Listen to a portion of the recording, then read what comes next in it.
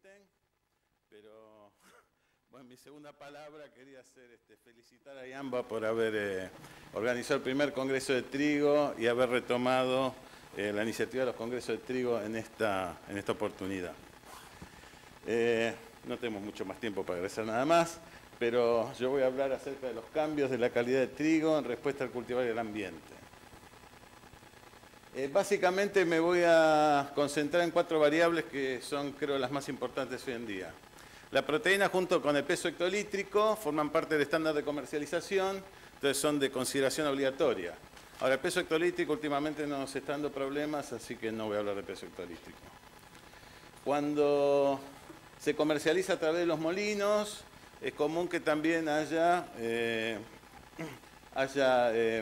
interés en determinar el gluten, que es más específico al interés de los molinos que la proteína. Así que vamos a hablar de gluten. Ocasionalmente, y sobre todo cuando hay problemas de W, también puede ser que los molinos quieran o bonifiquen por W, con menos frecuencia que por gluten. Y finalmente a Brasil, que si reabrimos la exportación, le interesa la estabilidad farinográfica, tendría que ser una variable que retome importancia en estos años.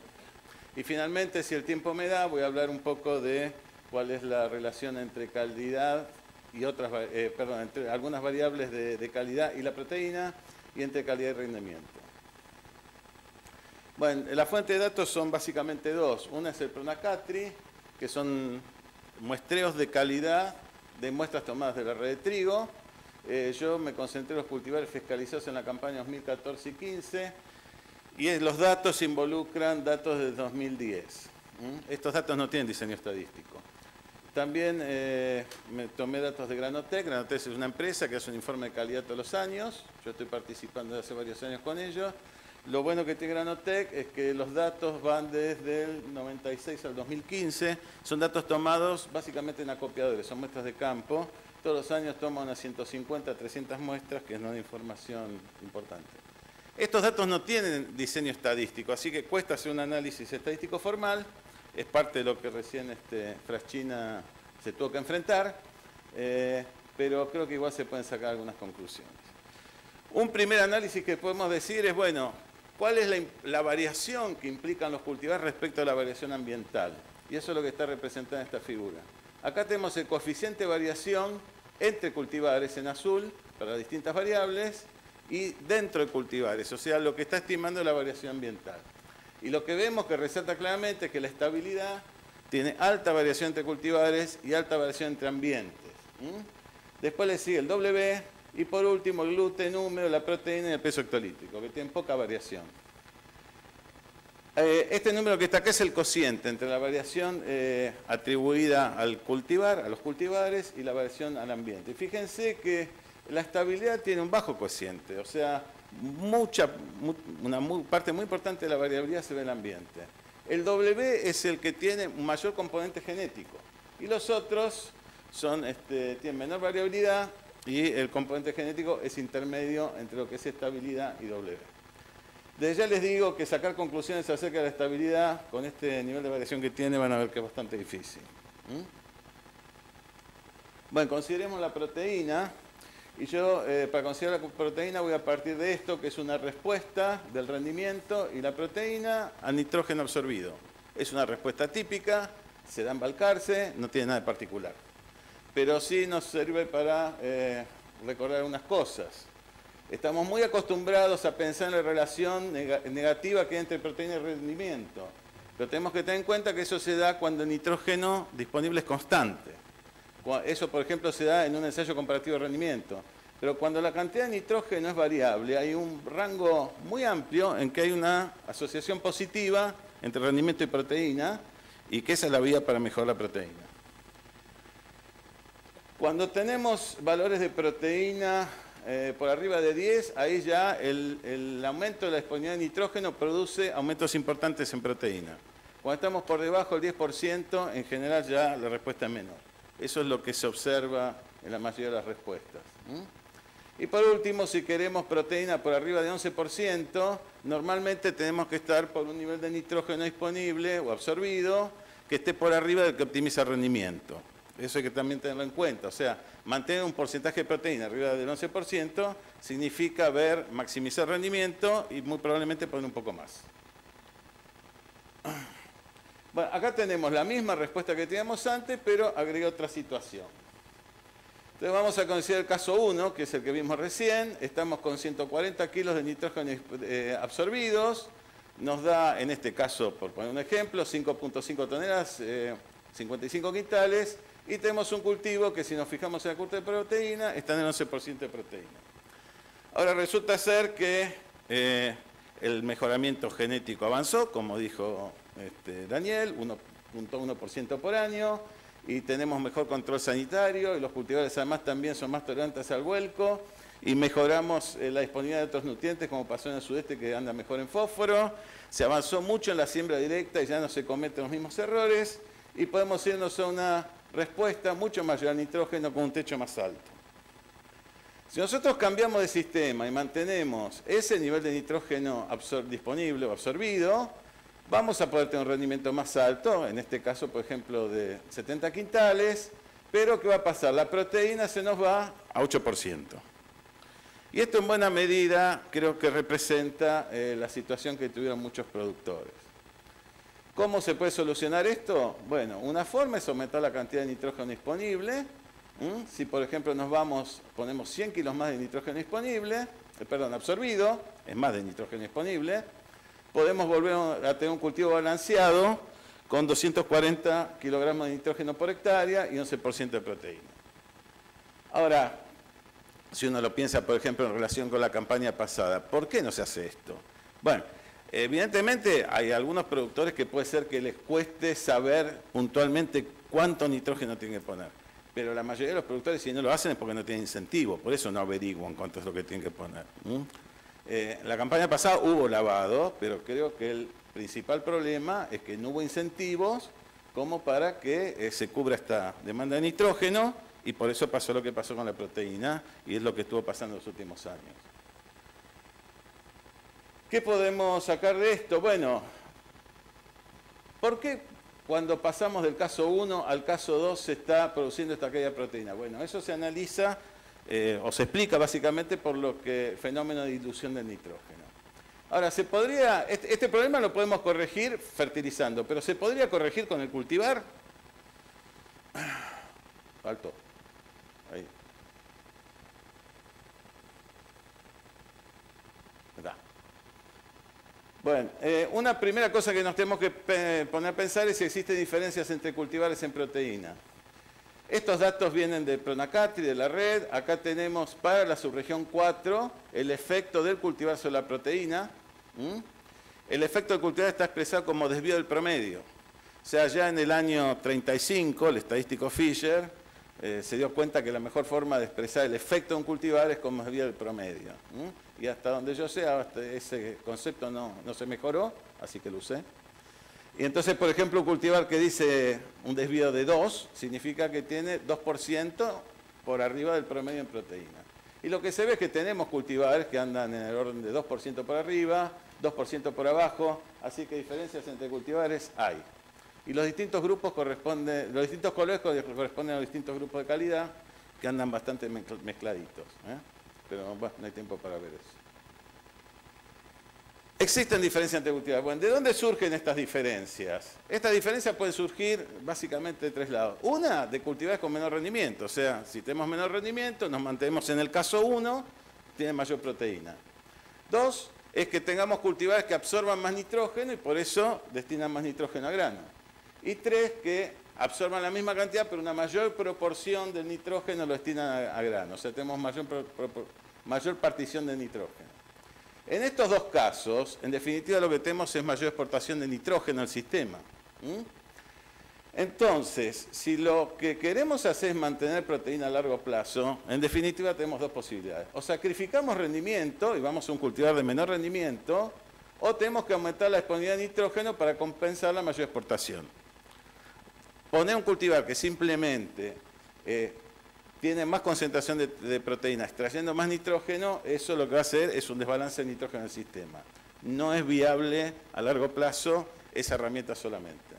Hay que compensarla con la disponibilidad de nitrógeno. Ahora está el tema, bueno, ¿cómo calculamos la disponibilidad de nitrógeno que necesitamos teniendo en cuenta la proteína? Bueno, ya hace unos años, en el 2005, con Andrade habíamos hecho la formulación de una ecuación que permitía calcular eso. O sea, los requerimientos de nitrógeno, cuántos kilogramos de nitrógeno por unidad de rendimiento se necesitan, teniendo en cuenta el rendimiento y la proteína. La ecuación está acá, hubo algunos que la usaron, pero evidentemente asusta a muchos. Así que en la última versión la pasamos a una tablita fácil de consultar. Y entonces, por ejemplo, si estamos en 4 toneladas, depende del nivel de proteína que querramos, tenemos distintos requerimientos de proteína. Y si queremos 11% de proteína y cambia el rendimiento, también cambian los requerimientos en menor medida, pero tienen algún nivel de cambio. Entonces, con esto uno podría, ajustar cuál es la cantidad de nitrógeno que se necesita para lograr un contenido adecuado de proteína en función del nivel de rendimiento que trabajamos. ¿Qué pasa con el gluten? ¿Está asociado el gluten con la proteína? Bueno, acá tenemos el resumen del análisis de los datos de Granotec. O sea, cada año Granotec genera unas 150, 300 muestras, y esta es la asociación que hay entre gluten y proteína para cada año. Y lo que se ve, o sea, desde el 96 al 2013, y lo que se ve es que salvo algún año siempre hubo una buena relación. O sea, el gluten está muy asociado a proteína, todo lo que dijimos para proteína vale para gluten. Pero lo que hay que tener en cuenta es que la relación entre cultivares cambia. Por ejemplo, acá hay un ejemplo, dos cultivares viejos, Pigüe y Poncho, los dos tienen una buena asociación entre proteína y gluten, pero la pendiente es distinta. Y entonces el resultado va a ser distinto. Por eso es que los molinos prefieren bonificar por gluten que bonificar por proteína, porque existe esta diferenciación entre cultivares. Bueno, esto muestra también que entre cultivares existe diferencia de gluten, incluso es mayor que la diferencia entre proteína. En definitiva, el manejo del gluten tiene que seguir al manejo de la proteína, aunque tenga algún componente más específico de cultivo. ¿Y qué pasa con el W? ¿Está asociado a proteína? Bueno, si hacemos el mismo análisis año a año, cuál es la relación que hay entre W y proteína, vemos que en pocos años, más o menos la mitad, tiene alguna asociación significativa. Incluso si para los cultivares que les mostré antes, relacionados con W y proteína, vemos que es clara la diferencia que hay en W, pese a que la relación con proteína en ninguno de los cultivares resulta significativa. O sea, el tema W es una cuestión más de cultivar que de proteína en sí misma. ¿Puede modificarse el W con el nitrógeno? Sí, puede pasar, pero tiene que ser condiciones, niveles de nitrógeno muy contrastantes, muy lejos de lo que podríamos pensar en un cultivo que está cerca del rendimiento óptimo. Y acá tenemos la distribución que hay de efecto del cultivar sobre el W, y vemos que es muy importante. Tenemos cultivares que están aportando 150 unidades de W y otros que están descontando entre 100 y 150. Bueno, estos son blandos, pero si tomamos estos que son los trigos pan, son unas 100 unidades, o sea que de punta a punta tenemos 250 unidades de W. Eso es muchísimo. Y acá los grupos de calidad sí quedan bastante bien ordenados. De hecho, como les mostraba Frachina, el grupo de calidad está muy determinado por el W. ¿Y qué pasa con la estabilidad? Bueno, esta es la asociación que hay año a año entre estabilidad y proteína. El año que hubo un R cuadrado más alto ni llegó a 0,2. Nada. Y esta es la variabilidad que hay en estabilidad en los distintos grupos de calidad. O sea, está marcado en azul el máximo y en verde el mínimo. Fíjense que el grupo 3 tiene el cultivar de mayor estabilidad y el de menor estabilidad también. O sea que tampoco podemos guiarnos por el grupo de calidad en función de la estabilidad. Bueno, creo que me queda algún minuto. Vamos a hablar un poquito de relación entre variables. Acá vemos qué relación hay entre distintas variables de calidad y proteína. Esto es a través de cultivares y esto a través de ambientes. Y vemos que es más o menos lo mismo. O sea, proteína, bueno, se asocia con proteína consigo mismo, con gluten, un poco con W, con estabilidad, con peso hectolítrico, nada. Y si esto es a nivel cultivar. Y si lo hacemos a nivel ambiente, vemos lo mismo. O sea, la fuerte asociación es proteína-gluten e intermedia con W. Y con el resto no hay. O O sea, no es que mejorando proteína vamos a mejorar todas las variables. Mejoramos básicamente gluten. ¿Qué pasa con cómo se distribuye eso entre distintos grupos de cultivares? Bueno, esta no la voy a ver, vamos a ver esta. Acá tenemos cómo evolucionó el rendimiento de los distintos grupos de calidad en la red de Balcarce. Y vemos que no sigue un patrón bien claro, pero en los últimos años tenemos que el grupo 1 está por abajo del promedio y el grupo 2 y 3, con poca diferencia. En todo caso, el grupo 2 es el que está por arriba del grupo 3 en rendimiento. O sea, no hay una ventaja clara en rendimiento por grupo 3. Esta es la participación de los cultivares, pero no lo vamos a ver ahora, no hay tiempo. ¿Y qué asociación hay entre las variables de rendimiento y la calidad? Porque uno lo que esperaría que estén asociadas, ¿no? Bueno, acá tenemos para los datos de la subregión 4, qué asociación hay entre peso hectolítico, proteína, gluten humo y W, y estabilidad con rendimiento, con y sin fungicida. Y vemos que la asociación es muy baja, o sea, tampoco es que por elegir alta calidad vamos a perder mucho rendimiento, ni al revés. Hay un R cuadrado un poco más alto con fungicida, pero estamos hablando de R cuadrado de 0.25, que puede ser que sea significativo, pero la verdad no asusta a nadie eso. En definitiva, no hay gran compromiso entre rendimiento y calidad, sobre todo si se maneja bien la fertilización, que sería el caso de los datos de la red. Rendimiento con y sin fungicida para distintos cultivares y los grupos de calidad. No tenemos mucho tiempo de verlo ahora, pero no hay una asociación clara entre rendimiento y grupo de calidad si uno no lo analiza cultivar por cultivar. En definitiva, esto no se va a mostrar ahora. En definitiva, no hay ningún indicio de que eligiendo un cultivar de alto rendimiento, no se puede elegir un cultivar de alta calidad y se pueda mantener rendimiento. Todo lo contrario. Hoy se puede hacer eso. Hay que ver por cuánto tiempo, pero hoy se puede. Bueno, para mejorar la calidad, lo primero que habría que decidir es qué variable mejorar, porque es distinto lo que hay que hacer de acuerdo a la variable que uno quiera mejorar. El efecto de cultivar es mayor para W, le sigue para gluten, después para proteína y después para estabilidad. Entonces, si uno lo que quiere hacer es mejorar proteína, lo primero que tiene que mejorar es el manejo del nitrógeno. Si uno lo que quiere hacer es mejorar W, lo que tiene que mejorar es el manejo de cultivar. Y acá cabe una reflexión, ¿no? Por ejemplo, Brasil le interesa W, pero la verdad no hay ningún incentivo para que un productor mejore W. Así que en la medida que el fertilizante sea más accesible y demás, probablemente se mejore proteína, pero no se mejore W. El comportamiento de gluten es intermedio entre estas dos variables. Para manejar el nitrógeno, lo que es importante es considerar dentro de los requerimientos aquello que es necesario para cubrir las necesidades de proteína. Y evidentemente los grupos de calidad no nos permiten elegir un cultivar. Funciona bien para un promedio de cultivares, pero cuando uno tiene que elegir unos pocos cultivares para sembrar, con el grupo de cultivar solo, hace poco. Y finalmente lo que vemos que si uno elige cultivares de calidad, puede encontrar cultivares que combinen calidad y rendimiento. O sea, no hay un compromiso entre rendimiento y calidad, siempre y cuando se maneje bien la fertilización. Y eso es todo. Acá está nuestro grupo y muchas gracias.